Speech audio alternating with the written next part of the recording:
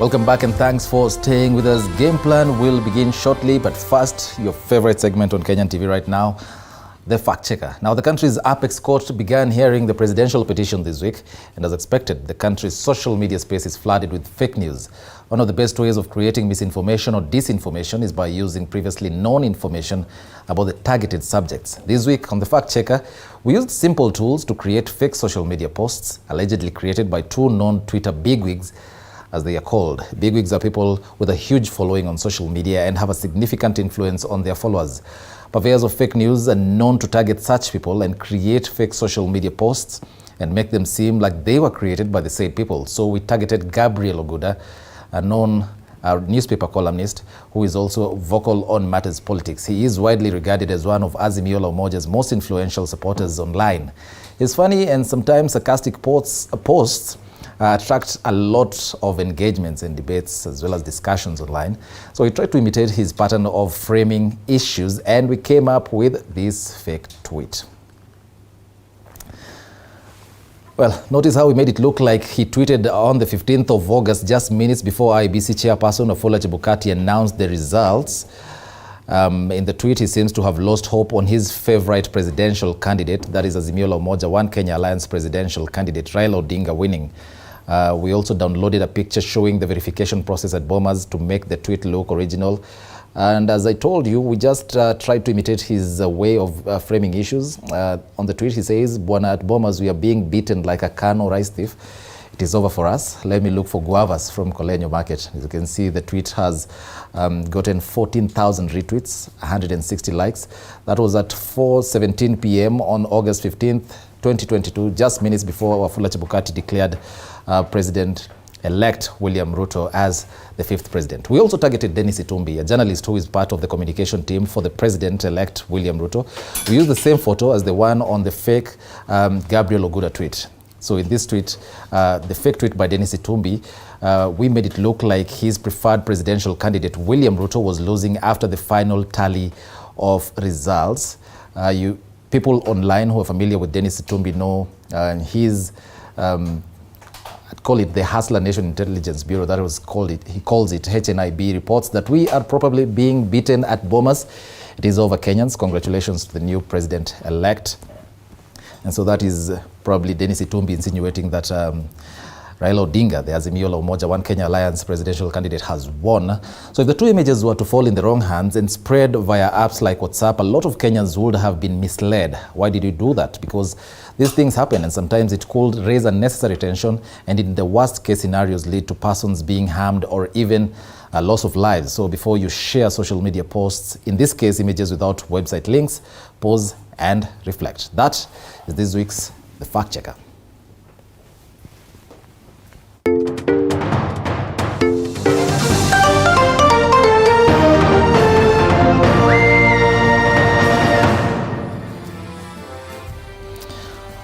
Well, that has been this week's Fact Checker, and time now for the game plan. And want to discuss the Supreme battle. Of course, we're not going to touch on the merits and the demerits of the case, as well as a little bit of politics in the country right after the general election. And to do that, I have with me Philip Chebunet, who is a political analyst that is on my farthest right. Karibu sana to the studio, sir. Thank you very much. And then next to him, of course, is Dr. Fred Ogola, who is a governance expert. Thank you so much for joining us. Thank you. And of course, an advocate of the High Court, Ashford Murioki. Thank you so much for finding time to join us for this discussion. Thank you very much. I want to start with you, Wakili Ashford. There's a lot that is coming up from watching these proceedings. This is what is called as known as a lacuna in law, and the framers of some articles of some articles in the Constitution seem not to have anticipated some things. Like, for instance, if elections were to be held right now, if the Supreme Court orders that we go for a fresh presidential election, and yet one of the things that Azimio la Umoja One Kenya Alliance presidential candidate Raila Odinga, one of the prayers that he has is that the IEBC chairperson, the current chairperson Chebukati, should not oversee any other election. What happens in such a situation? Well, I can't probably say it's a lacuna as such. It's just a situation that probably nobody ever thought about. Mm-hmm. but you see what is happening without going into the merits of the case, of the petition, is that one party is on one hand admitting that this process was well done, but is also on the other hand claiming that everything went wrong. Now, you know that is really like a contradiction, because when you say that, number one, you want to ask the court to nullify the election, on the other hand, in some of their prayers, they are asking the Supreme Court to actually declare one party a winner, but they are also asking the same court to even sanction or make findings against the chair, Chebukati, or probably even bar him from either being overseeing another election or holding a public office. Now, those cannot go together, the reality of the matter. You know, in law, there is something that we call logic. There has to be logic. When you try to interpret the law, if the application of the law is not logical, it leads to a ridiculous situation. Now, that cannot be applied. So the first thing is that the law envisages a situation where it must be applied in such a manner that it creates order in society, not disorder. Remember, the foundation of law, whether it's the Constitution or the basic law, is something we call social foundations of law, SFL. So you cannot interpret the Constitution or any other statute to bring an absurd or a ridiculous result. So if you say, I want a fresh election, and then you say, remove the chair or disband the IEBC, now that's a very ridiculous situation, and I don't think any court in the world worth its salt will probably grant those sort of things. So what we are saying is that the Constitution never envisaged that kind of a situation. So I don't want to say that there is a lacuna. Actually, I think the issue of there being a lacuna in law, in my mind, does not exist, because it is the interpretation of the relevant provisions of the Constitution and how it is applied. And remember, the court will have to look at the evidence being provided by both sides without going into the merits to decide whether, in fact, we need to take that route. And the other question you need to ask yourself is it even the business of the Supreme Court, to find people unfit to hold public office and remove them? Is that their business? Do they even have that jurisdiction? That probably is another debate. Yeah. Okay. So I don't see any lacuna, in my view. And I want to engage you, Dr. Ogola, but on something very different. I can see you smiling. But the US today has issued an advisory to its citizens in Kisumu, from where you sit as a governance expert. I want to hear your views on that. They did that just before the general election, and we saw the uproar that it generated. But now it's issued the same just before Monday, that is the 5th, when the Supreme Court is expected to deliver its judgment on the petition. From a governance expert's point of view, what do you make of it? Well, first of all, the US is free to issue anything to their own citizens so long as they're not issuing them to Kenya, and maybe that is not something we want to peddle. But let's be honest also, when they issued the advisory just before announcing the results, and what they expected did not happen, why again do we need to trust them?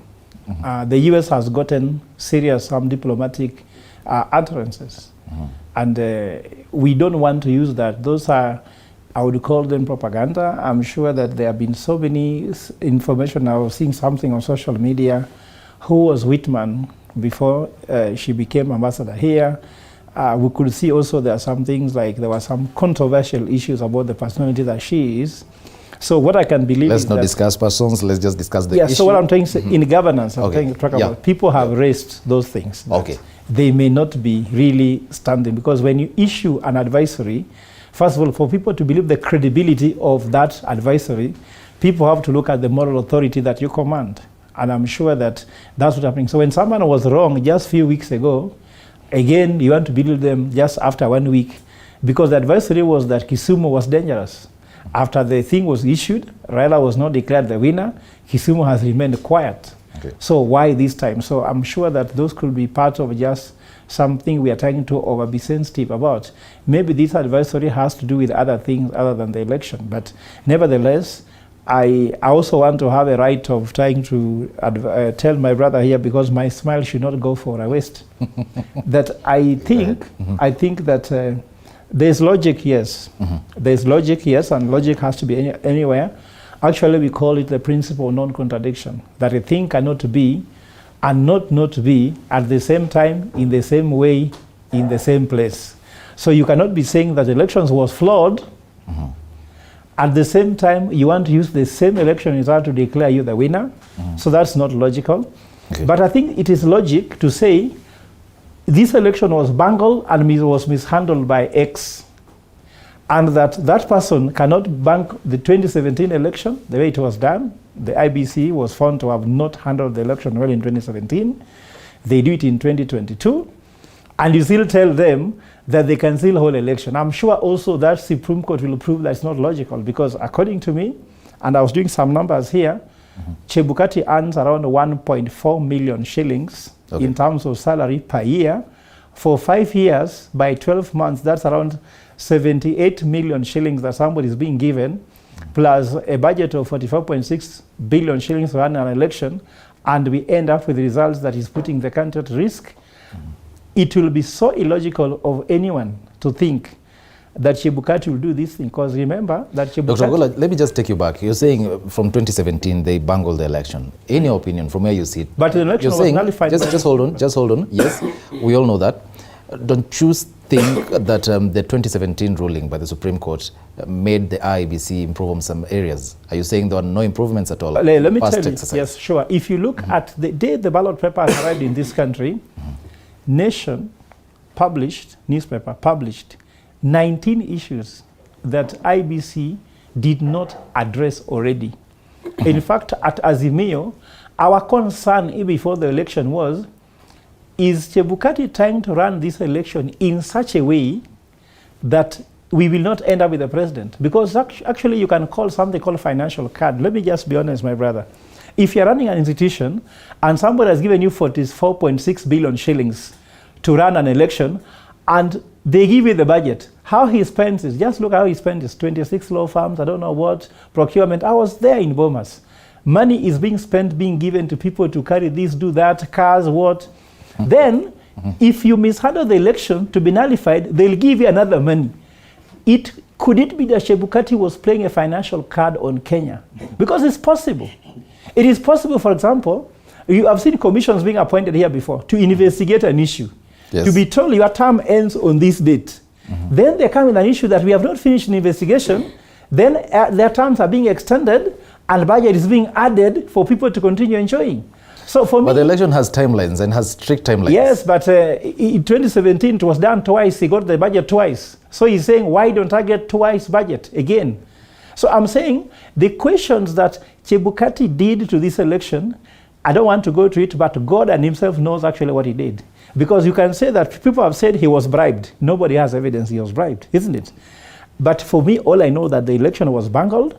Such a person cannot be trusted with the election. Remember the report which is coming from the report which we had about the issue that allowing foreigners with access to ID and biometric information of Kenyans, 22 million Kenyans, you're among them if you voted.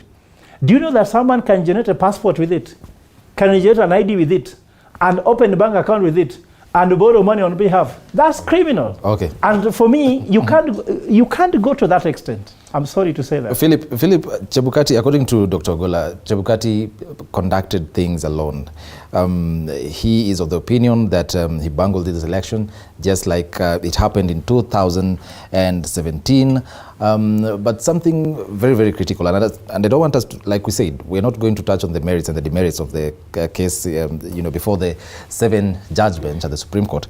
But then again, these commissioners, they were working with Chebukati, including the breakaway 4, working with Chebukati all the way until when the declaration was about to be made, announcing the president-elect. I want to hear your views on that.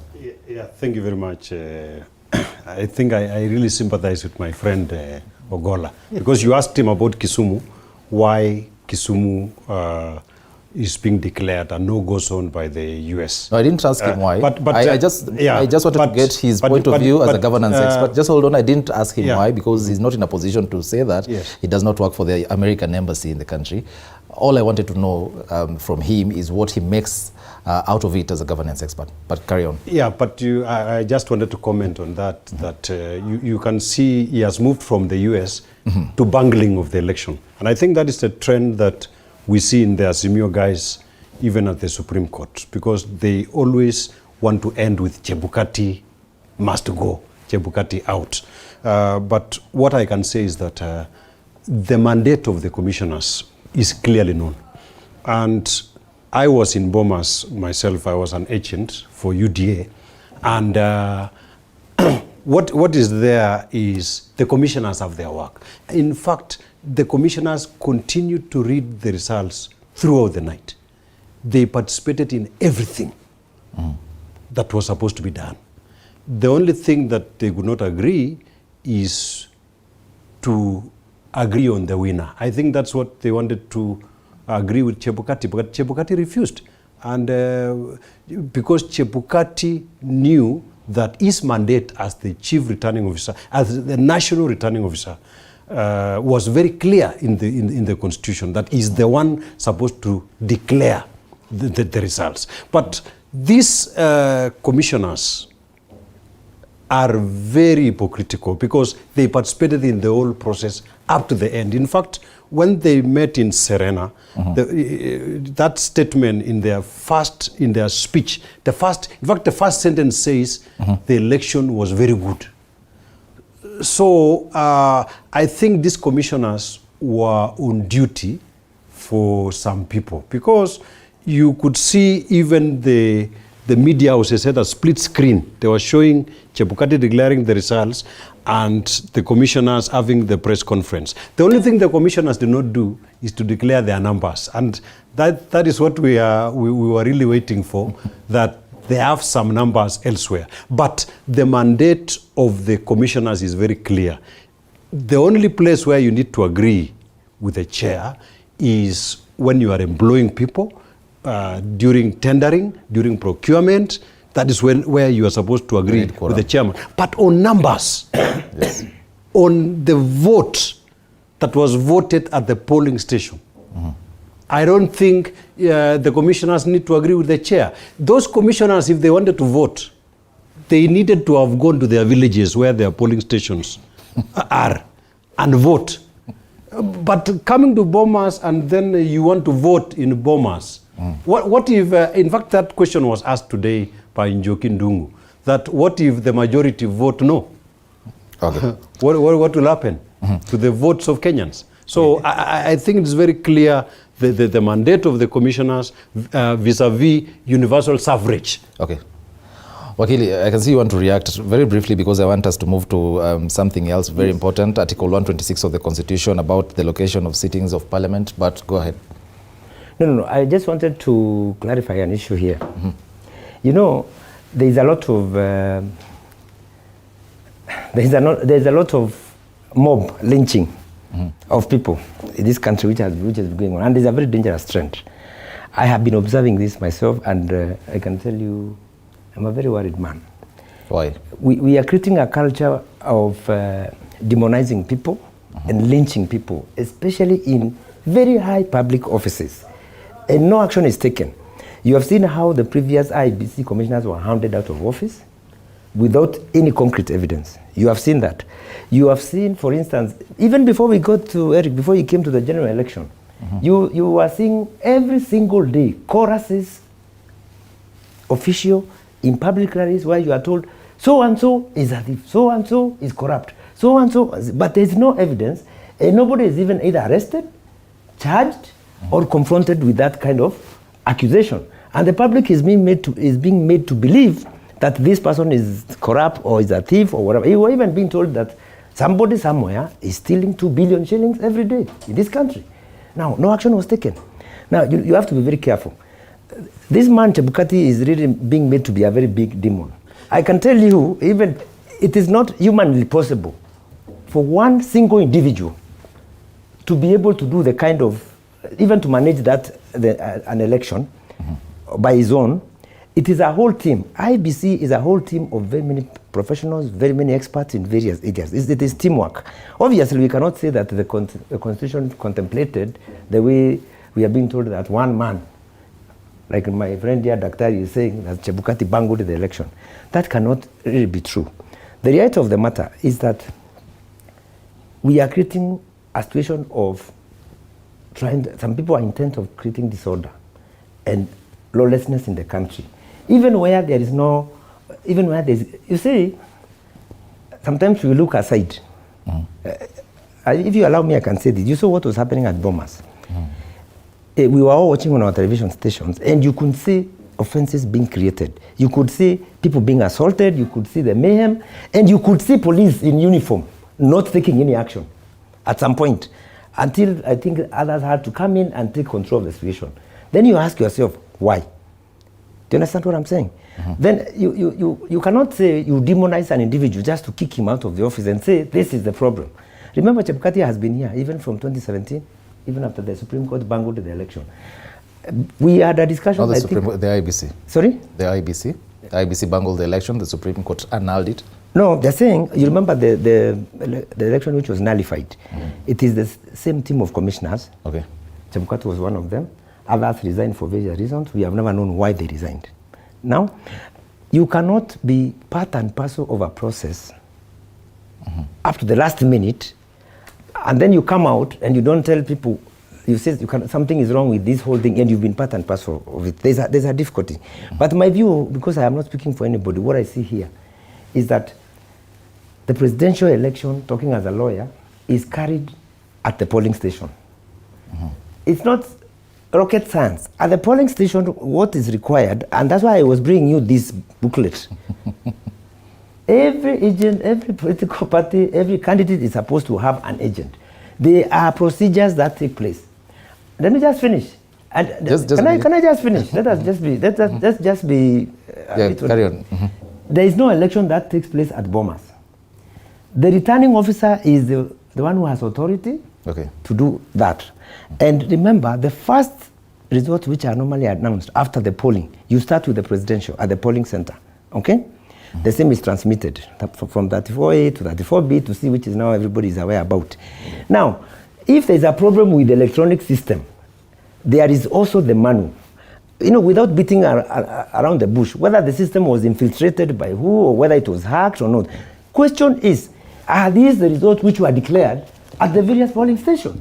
Now, if you don't have agents in those polling stations, then that's not a reason to invalidate the election result. Let me just finish, my friend. I think that argument, we've had that argument time and again, that if you don't have... I just want to wind up. Just a minute. No, just a minute. I want to wind up. Let me tell you. Yes, in 30 seconds. I want to talk about it again. Okay. Because it is not really the business. You can't say that, you cannot say that because 4 commissioners, for whatever reason, walked out at the last minute, then everything went wrong. That cannot be the case. Because ask yourself, if we do a repeat election, let's say the Supreme Court tomorrow nullifies this election, okay?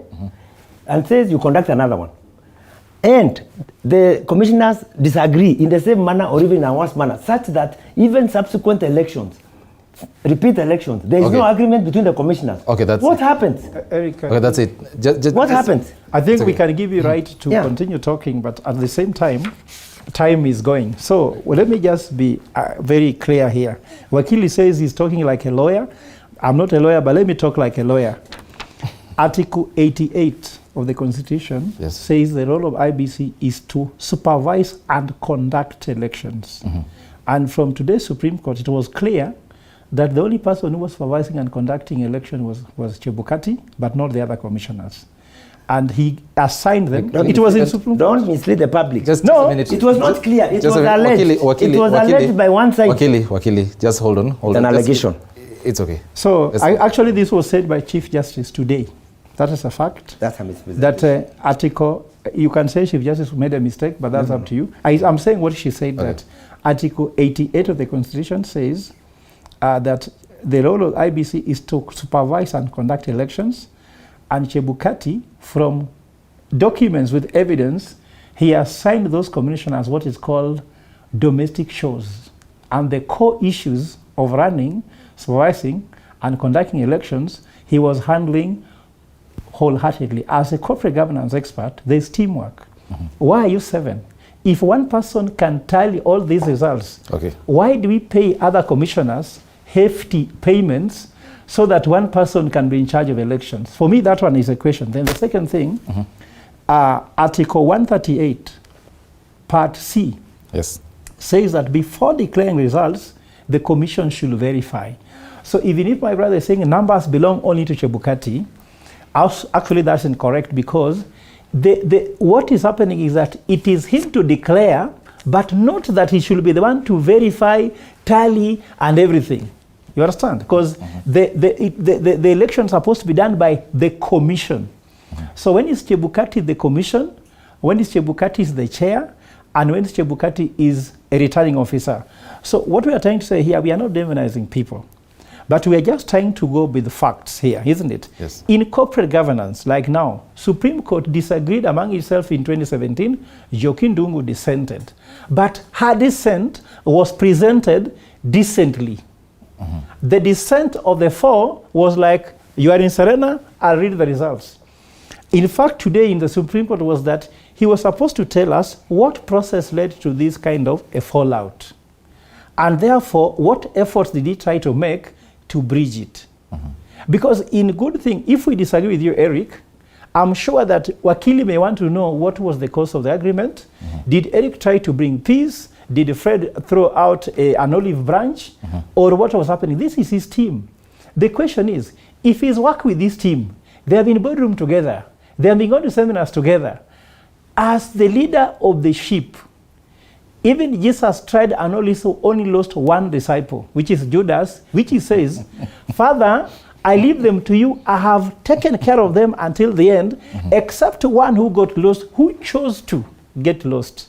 But Jesus gave him all the chance to come back. In fact, Peter, who denied him, even later came back and confessed, and he was back to the sheep. So there is always an effort to make. Even the rush within 24 hours were still there. So let me just try to say that the merit of the election that we had in 2022, it is very much in question because, for example, you have seen the ICT audit out there. There are some things which are questionable. Chebukati claimed that 27 constituencies which were supposed to be there, Bomas was having too much commotion that he could not announce them. The question was, after they was come, why didn't you tally them and add them to the final results? That one also could not work. So what I'm trying to say here, Eric, let us just look at us being responsible Kenyans. Even the work of, my brother here says something which I think is very, very serious. You can't tell me, if I don't have a watchman, you'll steal from me. And today, according to the laws of Kenya, it is the work of IBC to deliver credible, transparent, and verifiable election. It's not the agents. Agents are just a by the way. So Dr. Gola, in your opinion, do you think, what's the problem? Is it really the commission? Is it a commission problem? Is it political interference like we've had? What is really the problem? Actually, what I wanted to read for you, I wanted to read for my brothers one thing important in this book which I've written, isn't it? Okay. The thing is, the vote is the most powerful instrument ever devised by man for breaking down injustice and destroying terrible walls which imprison men because they are different from one another. You know, that vote is supposed to see, whether we are different with you, Eric, that vote should separate us. So between those who want to support Raila Odinga and those who want to support Ruto, what should separate all of us is the vote. Okay. So protecting that vote is very important. Now I come to you on the question on what is actually going wrong. Yes. I'll go very briefly. Yes, kindly. The issue here is that for me it baffles me that even there's a chapter written in this book on is IBC independent? And I've concluded that IBC actually is partially independent, which means that there is, even if people are blaming Chebukati and the rest, there's underlying thing. That IBC is not financially independent. You understand? Okay. And that IBC is not institutionally independent. Because look here, appointment, removal from office, isn't it? You said somebody was removed from office, there is no proper evidence why they were removed. Some people resigned. So the fact that IBC begin with independent doesn't make it independent. Okay. It should be institutionally independent, financially independent, legally independent, and then independence does not mean that you are called independent. Independent means that you must be independent thinker, like boards where I sit. I actually tell, because we have non-executive independent directors, I tell them, everyone must also be independent, because independent is in your thinking. Are the commissioners independent in their thinking, or are they being influenced by external forces? That is what I mean by independent. We require each and every commissioner, the 3 plus the 4. Are they independently refusing to be together? In Supreme Court, some independently dissent, and some independently uphold, and then later we have a decision from Supreme Court that gives us direction. That's what independence is all about. Thank you. Chebunet, you're itching to respond to him, but very briefly, because I want us to go to something else. You realize today I'm very cool and relaxed. Which is a good thing. I'm just wondering what's happening, because my friend here is not sticking to the questions you are asking. In fact, but he's answered it. He said the problem is the independence. He's talked about the independence. He's gone to so many things. And I'm satisfied with his answers. You know, Eric, no, but I'm saying... This is just a light note. There's something in argument you mentioned about logic called argumentum ad hominem. In an argument, attacking people is not an argument. We have just put an argument. Thank you. Go ahead. Argument, my brother. But really, it's good to stick to the question you are asked by the interviewer. One thing that should be very clear, when you talk about the commission shall tally, the commission shall verify. We are talking of right from the polling station. We are talking about the clerks. We are talking about the presiding officers. We are talking about every person, even including the policemen. The institution, the entire of it. So these commissioners should not see themselves as special. Say that when the Constitution, Article 38 says the commission, it's not them. The commission starts from the polling station to the constituency. That's incorrect. To the National Tallying Center. Because in the Constitution, it's not written that it is now the clerks are not the commission. I think, Eric, that is incorrect. The commission is Cherera and Masit. No. The commission is the entire. They are employees of the commission and they are commissioners. Eric, let me just give you.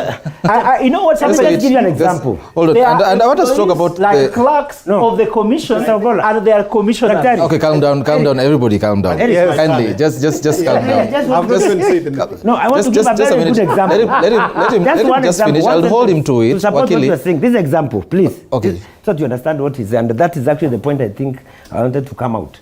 You see, at the constituency level, a person who is running to be a member of county assembly or a member of parliament, according to the same law that is governing Chebukati at Bomas, is the same law that is governing that fellow down there at the constituency level. And the procedures are the same. At the close of polling, this is what you do, you count the votes, and you announce, okay? If you are a presiding officer, you announce the result for everybody, from president to MCA. Then you go to the returning officer of the constituency. Who does what? Who also tallies, verifies, and declares if he is a member, an MP, member of parliament. He or she declares the winner. This is the catch. Does that returning officer consult those 4 commissioners in Bomas? Does that returning officer require the approval of Chebukati, the chair? No. Even the election of a governor, the county returning officer will do the same and declare the result.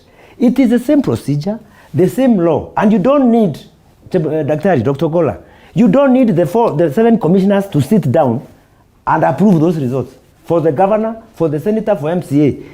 It is the same principle even at the Bomas. Okay, Wakili, let's move on. So you can see it's an institution. It's okay. I'll be just 30 seconds. If you promise 30 seconds, 34 is an institution. Is a popular expression of people's will, and after it has been declared at the polling station, it comes to Bomas for tallying and verification by the commission.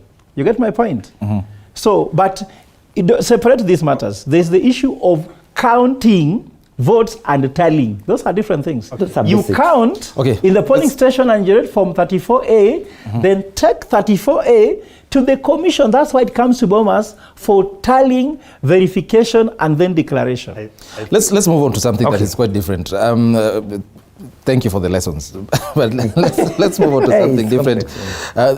Wakili, and I want to engage you on this. Article 126 of the Constitution talks about location of sittings of Parliament. It says, whenever a house is elected, the President, by notice in the Gazette, shall appoint the place and date for the first sitting of the new house, which shall be not more than 30 days after the election. The period is lapsing this coming Thursday. We don't have a parliament yet. What now happens? We don't have a parliament right now. We saw the president yesterday. Everybody is waiting for the white smoke from State House, but nothing seems nothing seems like it is coming to the parliament. The MPs that were voted in. No one seems to be knowing when they are going to be sworn in. Well, that is part of the things that we are saying that really are aiding to the growing anxiety and uncertainty in the country. But you see, the president who is still in office is under our duty to comply with that particular provision, and of course to get the Kenya Gazette published and to get the first sitting of Parliament and the swearing in of MPs within that time, okay? Before that Thursday expires. But I was looking at that provision the other day, and there is a different school of thought. Okay. Because really I'm not on either side. There is a different school of thought where that particular Article 126 is being interpreted to mean that the president shall cause a Gazette notice to be published and decide where the Parliament will sit, and give a date for the first sitting of Parliament and swearing in of MPs. There is a very interesting school of thought which is now saying that the word president in Article 126 does not refer to the sitting president, that it refers to the president-elect. So if this matter probably were to end up in court, you will be caught up in another conundrum where we have to argue whether the word president in Article 126 refers to President Uhuru Kenyatta, who is in office, or the president-elect. But that is a question for debate, okay? But going by the literal meaning of that article, I expect His Excellency the President to comply before the time Let expires. me just weigh in. I want us to take a very short break. Just hold on to that thought. We'll come back with you. I want us to take a very short break. We'll be back. This is Game Plan 2022. We're taking a very short break. Don't go away. We're discussing about the Supreme Battle and, of course, some little bit of politics in the country. Remember, the SMS line is 20047. You can text as we'll be reading some of your feedback live on air. Time now for a very short break. We'll be back. Don't go away.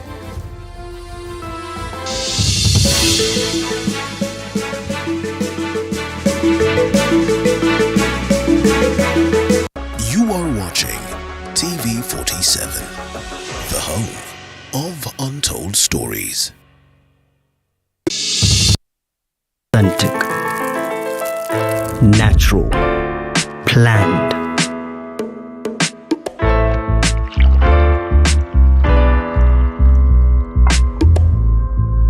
Transforming.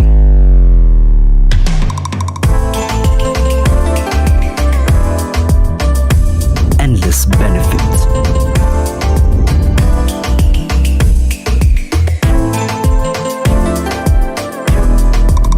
Slaty, purely Kenyan. Buy now on Jumia or Amazon.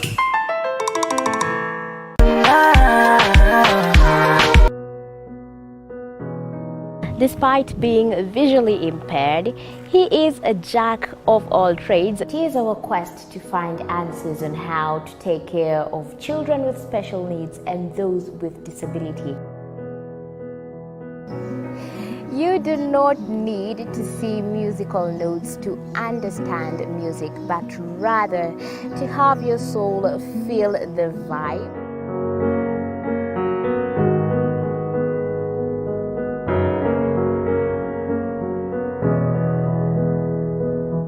Actually, for us to make a wheelchair, we have to take measurements of the user. After doing my assessment, I get to know the parent, I get to know the heaviness she's carrying.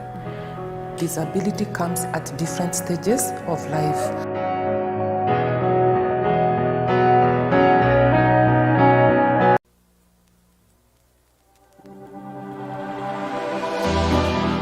How well do you know what's happening around you?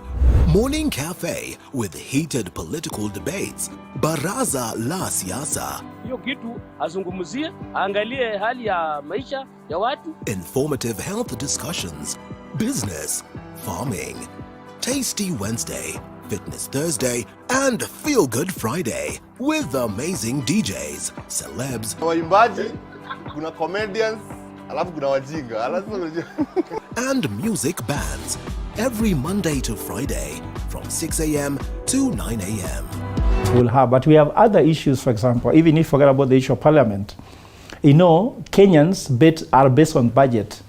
And in fact, Treasury had gone on what is called infinite break during the election period. Okay. And now because of this crisis, because we don't know whether we shall have a new president after 6 months, some say on 13th of September, some will say maybe after 2 years, but Treasury cannot wait for people not to plan. So Ukuru Attorney has issued a notice to all ministers and PSS to start now implementing the budget using Uhuru's policy, because they could have done under a new present policy, which means that all these gaps we are trying to think exist, actually they may not be able to exist as such.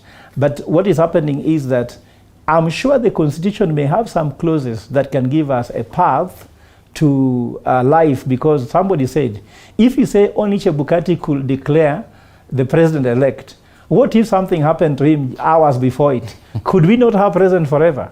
I'm sure there must be provisions, and sometimes wisdom can be there. Parliament can be put to move on with the agenda, but I'm sure that Parliament will be called. They have done the rehearsals. They have already been trained on how to become members of Parliament, and I guess this is going to come out very soon. But of course, I'm not a legal expert.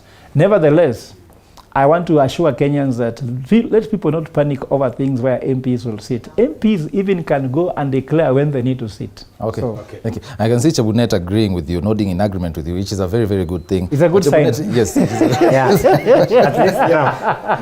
Chebunet, yes. I don't want you to react to that, because I've seen you nodding in agreement, so I think we are good. But what do you think should be done, in your opinion, to end these politics, these do-or-die politics, especially when it comes to that presidential seat? Because all the other seats seem to be well catered for, but when it comes to the presidential one, there seems to be a lot of problem. There is nothing you can do really, because we live in a democracy, and elections in Kenya are very competitive. So in every competitive election, you know, this thing of people saying that leave it to me, you know, I want to, let me leave it to you. I think there's nothing like that. In every election, every winner has to be found. And losers will always be there. In fact, the losers, it was said today in the Supreme Court, are very many. And the winners are very few. But it is so painful. I was watching a match last night of Liverpool. I'm an Arsenal fan, and you realize I'm very happy today and composed. Because you won. The referee extended the time. It was supposed to end at 95th minute, but he extended up to 99. That's when Liverpool scored, and they won the game.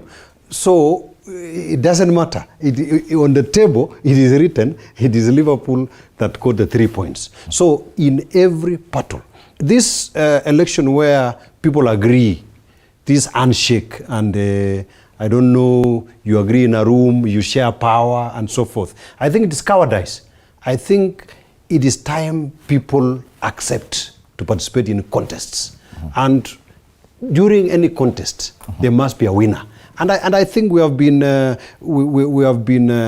prepared for that, even in games. So I think naturally, in this country, the main problem is not the law. The main problem is not the election. It is the politicians that have a problem. Politicians have to accept And in this year, Munene, the people who have really suffered are the lawyers, because there is no election petition because of what the IBC did. So I think the only people who will cash in are the ones in the Supreme Court, because all the governors have been sworn in, and the MCAs will be sworn in, and the MPs will be sworn in. So I think we need to create a culture like what has happened in the MCA level, in the MP level, in the women rep, in the governor, and all the levels, except the presidential, because this thing of do or die, I think Kenya has no problem. Kenya only has one problem, and that is the politicians. The politicians. Dr. Gola wants to react to that. Mine is very different from him, but a different approach. I think that we are attaching too much attention to the presidency, and in fact the fathers of the constitution about devolution was supposed to be that you have a member of parliament, and that you have your MCA, you have your governor, and your governor was supposed to bring development locally, so that you don't have a perception that if my so-and-so is not president, then I'm disadvantaged. So what I would urge Kenyans in this show is choose your local leaders wisely, so that even if your own candidate or your tribesman or whatever it is not president, you don't feel lost. Because, Eric, I go to the gym, and the first day I went to the gym, I told my gym instructor I want to have strong muscles on my chest. They told me we can't start with the chest, let's start with the leg. Because when you don't have, if you have strong legs, then you can build a strong back. Then with your strong back and strong leg, you can build a big chest. So it's the same thing. If you have a good MCA, actually, and also you have a good senator, you have a good governor, you have a good MP, even they can be candidates who can later become president. But if you choose thugs, they cannot transition. Then we'll be relying only on one candidate forever, and that may not be good. So what I'm urging Kenyans is like, the constitution for devolution was supposed to be meant that you can have a leader who can solve your problems there. Yes. In fact, I'm praying that Luos maybe get a Luo president in State House, and then they sleep hungry when there's a Luo in State House. Then they discover it's not a big deal. Because I'm sure that Uhuru, there are people from Gatundu who sleep hungry. Okay. And of course, even there, Moi was president for 24 years, and you can't tell me everybody in Baringo was well fed. Yeah. So that we don't give a lot of attention on this. But of course, I'm not saying that no one should fight for justice if at all they feel they have been stolen. But that's not my concern. Me, I'm not running. Me, I'm not a politician. Me, I'm only a lecturer. Nakola Choki. I just teach and earn money. Which is good. Wakili, without getting into the merits and demerits of the current case that is before the Supreme Court, when you look at the 2013 submissions, the 2017 submissions, do you think we've really grown our jurisprudence? Yes. That one, I can tell you, we have made great strides. From 2017, you know, that was the inaugural, I think, petition, the first petition, Raila 1. 2017, I think we had 2 petitions. We have really developed our jurisprudence. You can actually see, without pointing, yes, you can see the manner in which, for instance, how our judges right now are handling this matter. You can see like how when they did the pre-trial, how they took control of the procedures, how they distilled the issues. You can see even how they organized. They had even to organize we as the lawyers and saying you cannot bring 100 lawyers here. You know, we need, you can see everything was very well structured. That petitioner will give you 4 lawyers. This is the time we'll give you, blah, blah, blah, blah. Then they have gone ahead to distill issues in a very brilliant manner. And you can see also the kind of engagement you see the judges having with the counsel, the lawyers who are appearing there, and the kind of questions they are even raising and trying to engage. It's more of an engagement where some of those questions they are shooting, you can see this petition is going to turn on what it is going to be the answers. And you can see the reasoning. And I think it is a very good thing. It is a very good thing. And it is giving Kenyans now more confidence in the judiciary. In fact, as we sit here, I think the institution that probably now is Kenyans are really holding on to is our Supreme Court. Yeah, because at the moment we are losing confidence in almost every other institution. Like now we don't want this IBC, we are told this one, we are losing confidence in the security, we are losing confidence in But I think the judiciary is intact. And like my friend Philip Chebrein said, it is true we have lost a lot of business this year. I haven't even gotten one election petition. And I guess it's because majority of the people who have been elected have accepted the results. Yeah. Majority of the people. So it is true our jurisprudence has really grown. The reasoning, the thinking, and you can, I expect that even this judgment, whichever way it goes, is going to be even more richer, okay? In terms of helping the country to move forward.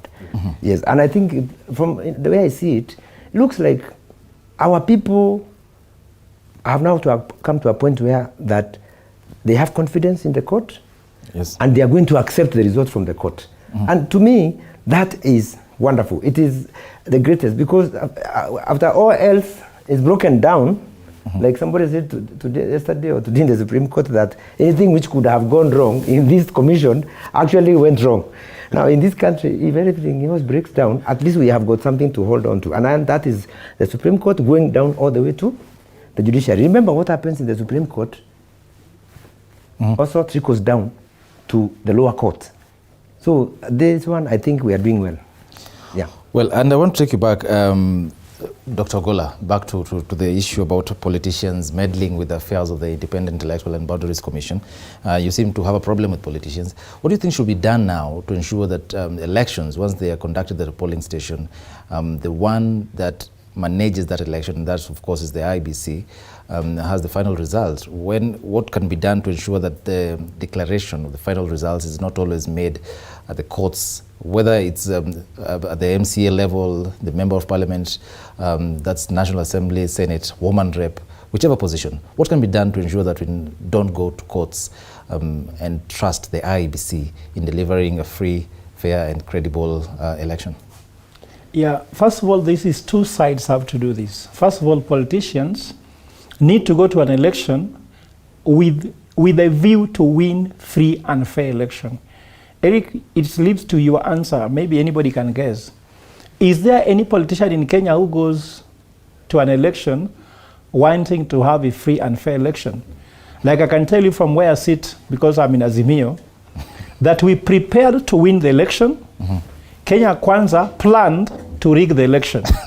Both sides succeeded. Because we won the election and they succeeded to rig the election. That's why we're in the Supreme Court. It's but an allegation. Sorry for another day. It's still an allegation. Let me now go to your same point. It's still an allegation though. Yeah, because, let's be clear on that. Yeah, because actually in Azimia, what we're trying to say, we plan to win, they plan to rig, they have rigged.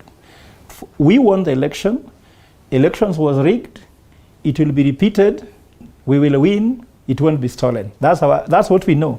But when you go to the merits, what we're trying to say, first it starts with the politicians. Why don't we go for an election to win free and fair and to be justice? If you are a lawmaker and you are a leader, why don't you go to win? I go for interviews to look for jobs, for example, consultant like my brother. You're being told, we regret. And you just swallow water and you go home. Yeah, true. But you know, for us, when you look for a professional job, we are ready to accept yes or no. And Philip says, why don't they start there? Then the second part, why we have an issue with IBC, Supreme Court has established its credibility. When they were called upon, they came out and delivered. So you can tell politicians to trust IBC, but until one IBC does the right thing, we may still have issues. Now you tell me, since we began election, which commission delivered credible, verifiable, and transparent election? You can say it's politician, but Supreme Court delivered a judgment which was Solomonic. In fact, the judgment that was done by Maraga even has created a very good platform for this. And I shall repeat, he said elections, the process must be as good as the outcome. And it's a big argument now, the quality of election, not the quantity. If IBC could translate to people exactly how things began from the polling station to when it was declared the president-elect, and it is so transparent, you saw numbers today in court, they could not add up. Why is it opaque? We buy a system that cannot tally results. Can you imagine a calculator we use in primary school can add 1 + 1 maths, of addition, subscription, and this happens only, multiplication. and this happens only on that one electoral position, and that's the presidency. It does well on all these other electoral positions. You see what's happening? Let us not just think that it's only happening at the presidential. It could happen others, but the stakes are higher somewhere. You understand? True. The stakes are higher, and the president, that's why, actually that's why we want it to be so clear who won. Like in the US, it was so clear that even if Trump was president, he was being told, you should go home. In fact, I think that we need to strengthen our institutions to be like America, for example. You see, the military told Trump, we swear allegiance to the Constitution, not to you. So if you lose an election, just go home. Okay. In Kenya, we may not have such level, but I'm now trying to blame ourselves. We are growing. And I said, let IBC go into an election knowing that their sole mandate is to deliver credible, verifiable, and transparent elections. At the same time, just before I engage Chabunet, because I can see Chabunet is really he's agitated, yes. Not really agitated, but he wants to respond. Yes, he's raring to go. But you've used a good example about the military at the 2020 election, the US election. Don't you think, in your opinion, as a governance expert, don't you think it's even dangerous for what you're hearing that the National Security Advisory Committee was already siding with one side of the political divide? In your opinion, that's why I'm saying I don't want to say they did because I don't have evidence. Yes, but I'm saying it should not. What we are hearing, the allegations that are being made, I told you which cannot be proven as we yet. We want every institution to be independent and to be law-abiding. And in fact, the problem we're having here, in fact. Let me give you another quote today. We look like we are sheep, isn't it? See, Kenyans are sheep. Why do we beget a government of wolves? So, who was running with ballot papers if at all they were being stolen? Was it not a Kenyan? Of course, we are accusing foreigners. I'm trying to, first of all, ask Kenyans from your family. I think this thing should start from your family. Do you want to do the right thing? Do you want to be a law-abiding citizen? In fact, we need a lot of education about being law-abiding and accepting outcomes. Then from there, it will go into all our institutions, and then things will become straightforward. I saw there was some fake news saying that the wife of Chebukati told him to return the money which was given by I don't know. I'm saying I said it was propaganda. I'm saying it was propaganda. And that's why you have the fact checker. What that person was trying to suggest was that if we can have a family where you can be corrected from home, then things can change. For example, if I steal money of 50,000 shillings and I go home, will my wife tell me, well done? Okay, Chabunet, very briefly, because I want us to wrap up. I think next time when you employ journalists here, you should also employ counselors who counsel people like my friend here. Because they have never recovered from the loss of the election. I think there should be a room here after this interview where they pass and then they are talked to realize that the country is now at the Supreme Court. There is a president-elect, and there is an assumption of office committee, and the country is properly in the Constitution. It is operating in the Constitution. So I think people should realize that, not only Ogola, but also the Azimio guys. It seems this thing was so painful, so that they have never recovered. So they need to recover and then accept the reality, defend their situation in the Supreme Court. Like now, my brother here knows that the election is going to be overturned. So for us, we know that we have presented our best defense, and we are waiting for the Supreme Court to rule. So I think going forward, what needs to be done is in the MCAs and the MPs, they need to realize, you need to ask yourself, naturally in life, what if I lose? Don't always ask yourself, what if I win? You know, you should also ask yourself, what if I lose? Because this thing of do or die, where you really want to win everything, I think it's a very big problem. You need to now realize that, in fact, I had participated in an election myself, and I know that I have to accept, and I have to move on. So this kind of attitude that I must always win. Okay, briefly, as we wrap this up. It's not good for the country, not only from the MCA level, even up to the presidential level. But you can also see, since 2013, there's only one common denominator that is common in all those elections. Okay. That is Raila Odinga. Okay. So, as I said, we won't discuss personalities. Wakili, I want us, we're talking about the commotion in the commission. We are human beings. Commissioners are human beings. They have their biases. Probably they've addressed them before taking up that job at the IEBC. What do you think should be done? Very briefly, as we wrap this up, what do you think should be done to ensure that even if we have our biases, at the end of the day, we don't hold a whole country at ransom? Because we've seen this in 2017, some commissioners differing with others. It's playing out again this year. What do you think should be done? Now, my view is that, number one, again, like my colleagues are saying here, we have a big problem with the manner in which we do our politics. And until and unless we change our way of doing politics, even some of these things, the problems we are having, even at the IBC, will never stop. Remember, everything starts with the law. It is, these commissioners are appointed through Parliament, they're appointed by the President. Now, Parliament, President, those are political institutions. So until we clean up our politics, we will end up with the wrong guys or the wrong men and women in some of these institutions. Now, we need to, I think, we need to think again. We need to sleep over it and see how we can enhance the process of even recruiting and appointing these commissioners. Because like now, after this mess that took place at Bomas, a lot has come out about some of these people that is really shocking.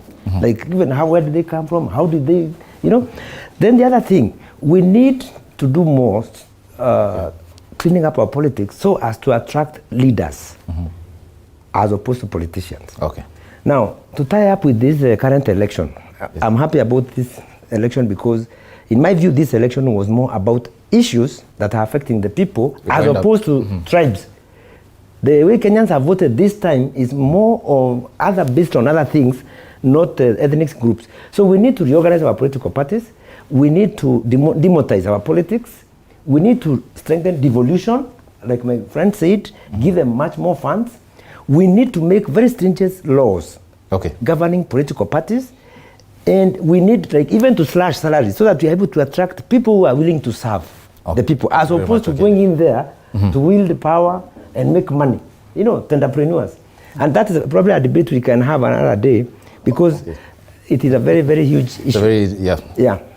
So that you don't get, if you are appointing commissioners to an IBC, political parties or different political sides want to make sure one of their own is inside there. Inside the commission. To make sure that their interests are protected. Well, thank you very much, Wakili Ashford Muriuki. Wakili Ashford Muriuki is an advocate of the High Court, and of course, Dr. Fred Ogola, who's a governance expert, and sitting right next to him, of course, is his BFF, Philip Chewinet, a political analyst. I'm saying that tongue-in-cheek because I know you too. I've extended this to midnight, but thank you so much, gentlemen, for finding time to grace this show.